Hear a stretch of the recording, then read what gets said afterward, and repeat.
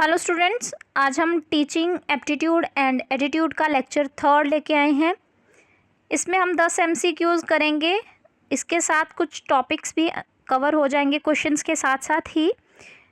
तो टॉपिक हमारा जो चल रहा है वो है knowledge of teaching learning process of educational system including non formal and distance education.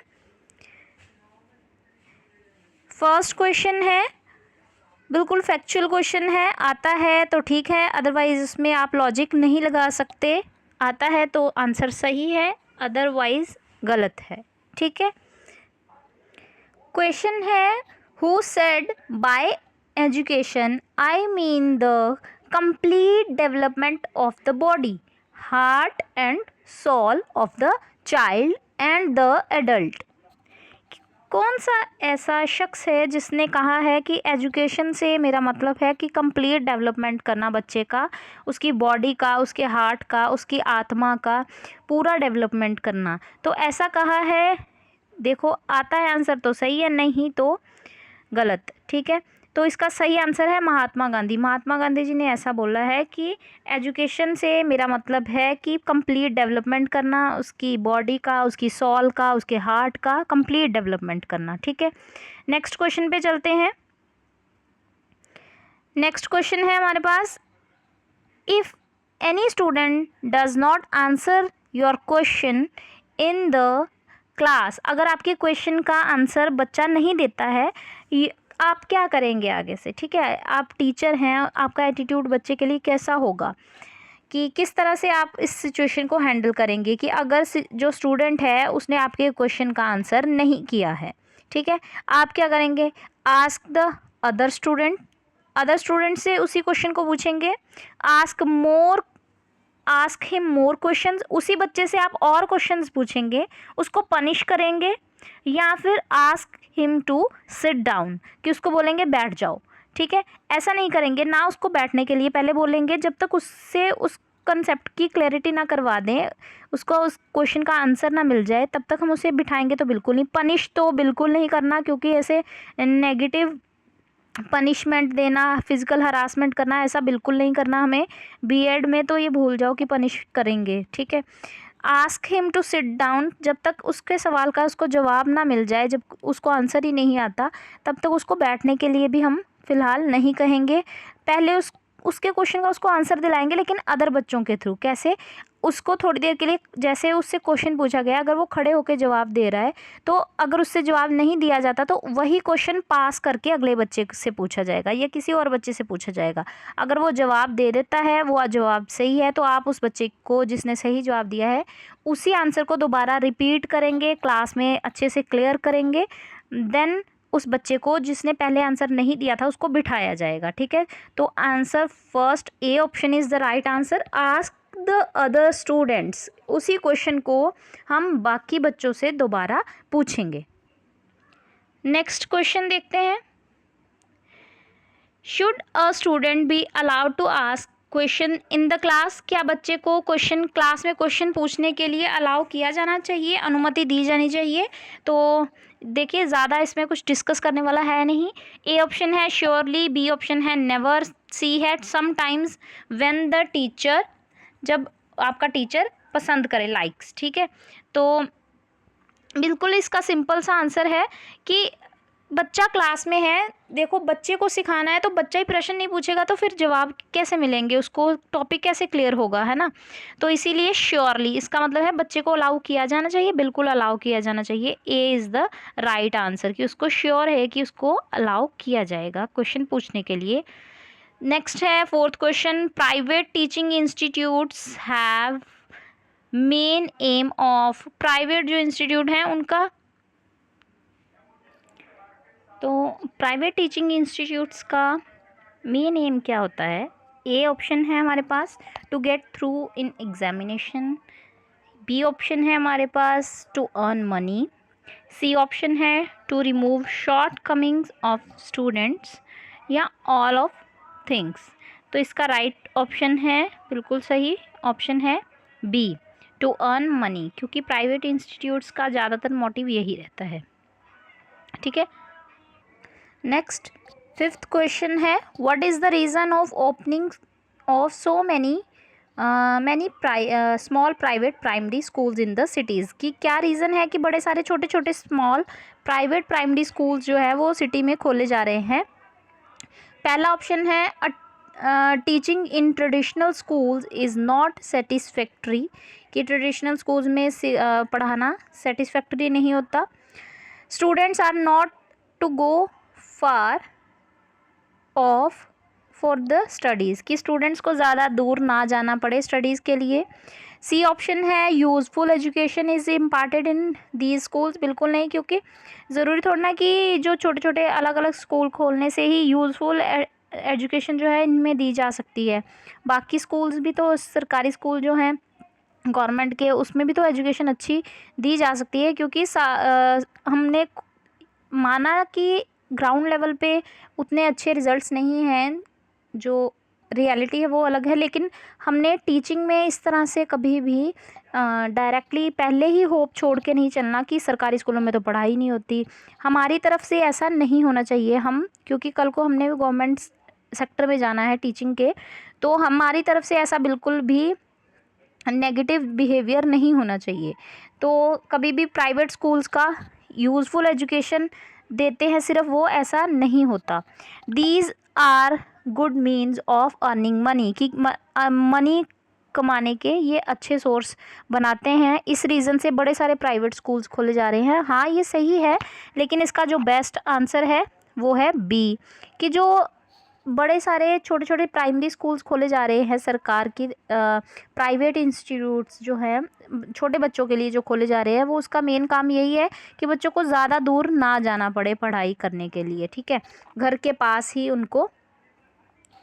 Sorry, इसका आंसर है A, teaching in traditional schools is not satisfactory, कि जो छोटे स्कूल्स हैं उसका असली रीज़न क्या है प्राइवेट प्राइमरी स्कूल्स का। देखो, सबसे छोटा जो बच्चा है उसको डायरेक्टली कभी भी आपने आसपास भी देखा होगा छोटे स्कूल्स में डाला जाता है। सबसे पहले छोटे छोटे प्राइमरी स्कूल्स जो घरों में या घरों के आसपास खुले होते हैं उनमें डाला जाता है। किसी को भी बच्चे को, छोटे बच्चे को डायरेक्ट हम गवर्नमेंट स्कूल में या फिर किसी बड़े स्कूल में नहीं डाल देते। ऐसा रीज़न क्या है? हाँ, स्टूडेंट्स को वैसे तो वो दूर भी छोड़ने जा सकते हैं, घर के पास ही मिल जाएगा, एजुकेशन अच्छी देते हैं, सही बात है, पैसा भी अच्छा कमाते हैं वो, लेकिन इसका मेन रीज़न यही है कि जो ट्रेडिशनल स्कूल्स हैं वो वहाँ पे teaching in traditional schools is not satisfactory, कि जो ट्रेडिशनल स्कूल्स हैं उनमें जो पढ़ाई है वो सेटिस्फैक्ट्री नहीं हो रही। इसी रीज़न से जो छोटे छोटे प्राइमरी स्कूल्स हैं वो खुल रहे हैं, ताकि छोटे बच्चों को उनका बेस पक्का करने के लिए इन छोटे स्कूल्स में डाला जाए, ठीक है। नेक्स्ट क्वेश्चन देखते हैं। Why time table is required in the college और स्कूल, किस, ये सबको पता है कि टाइम टेबल की ज़रूरत क्यों होती है। पहला है every teacher become aware of class and time of the teaching, 3 नहीं आएगा यहाँ पे, ऑफ, यहाँ पे टीचिंग आएगा सिर्फ, ये 3 गलती से लिखा गया है। Time of teaching, student get subject related information, बिल्कुल टाइम टेबल से ही इन्फॉर्मेशन मिलती है। Proper division of school time become possible, all above are possible, कि इसका आंसर क्या रहेगा? डी, बिल्कुल सही बात, क्योंकि तीनों ही आंसर ऑप्शंस सही हैं, ज़्यादा कुछ डिस्कस करने लायक है नहीं इसमें। तो 7th है how will you develop self discipline in the students, कि स्टूडेंट्स में हम सेल्फ डिसिप्लिन किस तरह से पैदा कर सकते हैं। ऑप्शन ए है by giving them responsibilities, by giving them instructions about rules regarding conduct, तो कभी भी इंस्ट्रक्शन से कोई नहीं सीख सकता। बाय पनिशमेंट से तो बिल्कुल नहीं। By making them follow rules, क्या हम उनको बोलें कि फॉलो करो रूल्स को, ठीक है, ऐसा भी नहीं है, कहने से नहीं मानेंगे। उनको खुद अगर हम रिस्पॉन्सिबिलिटीज़ देंगे तभी वो अच्छे से रिस्पॉन्सिबिलिटीज़ को निभाते हैं। आपने देखा होगा क्लास में जो बच्चा सबसे ज़्यादा शोर करता है, टीचर अगर उसी को चुप करवाने के लिए खड़ा कर दे, तो क्लास को माइंड करवाने के लिए खड़ा करेगा, तो उसको चुप करवाने के लिए खड़ा करेगा तो सबसे अच्छे से तब वो शरारत नहीं करेगा, उल्टा जो शरारती, उससे कम शरारती बच्चे हैं उनको भी चुप करवा के बिठाएगा और ख़ुद भी चुप बैठेगा। तो इसका बेस्ट ऑप्शन है ए ऑप्शन, कि बच्चे को खुद रिस्पॉन्सिबिलिटी दे दो ताकि वो सेल्फ डिसिप्लिन सीख सके, ठीक है। नेक्स्ट है before starting lesson in the class a teacher should, teacher को क्या करना चाहिए जब भी लेसन शुरू करे वो। तो मैंने कल ही बताया था कि टीचर जब भी लेसन शुरू करती है तो उसको उसके प्रीवियस थोड़ा चेक कर लेना चाहिए, है ना। तो पिछला जो पढ़ाया हुआ है या उस टॉपिक से रिलेटेड जो पिछला काम है वो चेक कर लेना चाहिए, एक बार पूछ लेना चाहिए बच्चों को क्या आता है, उसकी नॉलेज चेक कर लेनी चाहिए। Ask question from previous lesson, B option है ask question in prior information related with to the next lesson. Next lesson की तो बात ही नहीं है, बात तो हमने इस लेसन की करनी है। शुड बिगिन, सी ऑप्शन है should begin next lesson in the class without asking other question, कोई क्वेश्चन ना पूछो सीधे चैप्टर शुरू करवा दो, बिल्कुल गलत। नन ऑफ अबव भी नहीं है, पहला ऑप्शन ही राइट है। Ask questions from the previous lesson, पिछले जो आपने पढ़ाया है पहले उसके बारे में पूछो फिर आगे बढ़ो। नेक्स्ट देखते हैं, learning by doing is most important है, learning by doing most important है ये topic, learning by doing. John Dewey इनकी बात करते हैं, जॉन डेवी बोलते हैं, जॉन डुई बोलते हैं, जॉन डेवी। तो जॉन डुई इसकी बात करते हैं, क्या लर्निंग बाय डूइंग की करके सीखना, जो काम आपने करना है उसको खुद बच्चा करके सीखेगा तब ज़्यादा अच्छे से वो कर पाएगा और उस चीज़ को अच्छे से समझ पाएगा। ए ऑप्शन है children understand better by doing, B option है this is more interesting, children like activities, this helps in, यहाँ पे भी थोड़ी सी मिस्टेक है डी ऑप्शन में, दिस, यहाँ पे इसको ठीक करना पड़ेगा मुझे,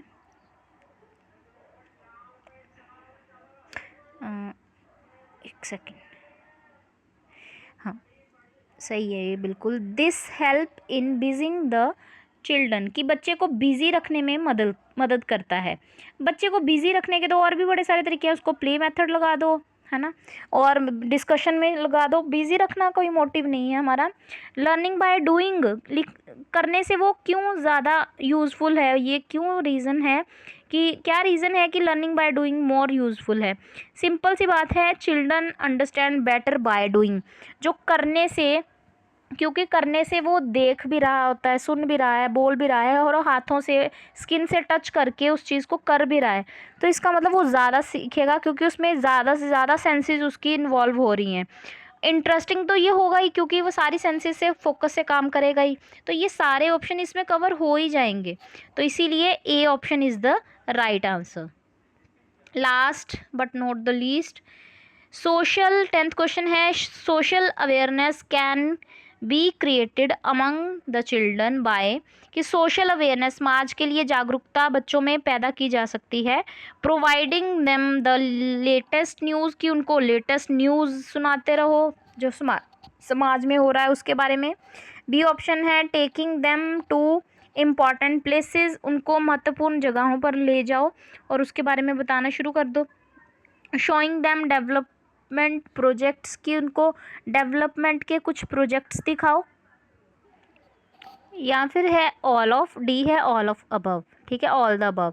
तो इसका बेस्ट आंसर जो है वो ऑल ऑफ, आपको तो लग रहा होगा ऑल ऑफ अबव आएगा लेकिन बेस्ट है इसमें से B option, by taking them to important places. अगर उनको हम महत्वपूर्ण जगहों पर लेकर जाएंगे तो वो खुद ही, उनका इंटरेस्ट उसमें प्रैक्टिकली बनेगा और उसके बारे में वो खुद ही नॉलेज रखना शुरू करेंगे, इंटरेस्ट लेना शुरू करेंगे, जिससे वो खुद ही इसमें सोशल अवेयरनेस में इंक्लूड होंगे। खुद सोचो, सोशल अवेयरनेस करनी है तो उनको डेवलपमेंट के प्रोजेक्ट क्यों दिखाना शुरू कर देंगे हम, लेटेस्ट न्यूज़ सुनाने से उनको क्या हो जाएगा जब उनको पता ही नहीं है।